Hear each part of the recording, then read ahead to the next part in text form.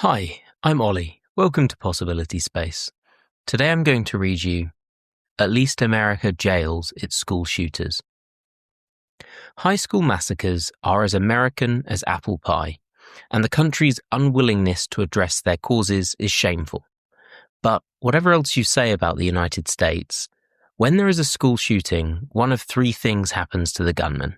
He's killed by police, he takes his own life at the scene, or he's arrested and spends the rest of his life in prison. While researching this article, I couldn't find a single case of one just walking away. This article isn't about America, though. It's about a society where school shooters get away with it. It happened at a school of 450 children just after noon on a Tuesday.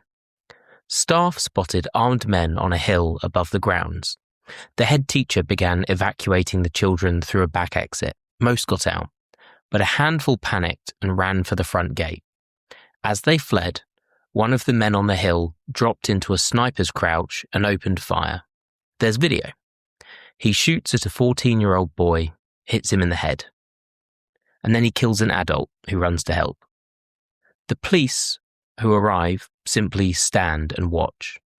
2 dead, 4 wounded. The gunman strolled off. That was 3 months ago. The gunman still hasn't been arrested, although he is known to police. The investigators never spoke to the head teacher. Laughably, the police say the shooter was returning fire after stones were thrown at his car. Video directly contradicts this. They were at least 200 meters from the road, calmly taking aim at the school. Weeks later, the village was attacked again, and the dead boy's 17-year-old cousin was shot and killed. Nobody was arrested for that either. This is what you can get away with if you're an Israeli settler in the illegally occupied West Bank. In America, they tear down and rebuild the schools rather than send their children back to the classrooms where they were traumatized. Here, the children were back within the week because there's no other school and Israel won't let them build another one. In America, politicians descend onto the town and mourn with the families. Here, the police fire tear gas and stun grenades at them as they bury their dead. And the motive? In America, they comb the manifesto and the browser history for a clue. Here, there is no mystery. He shot up a school as part of a racist, nationalist, state-backed campaign to drive Palestinians off of their land.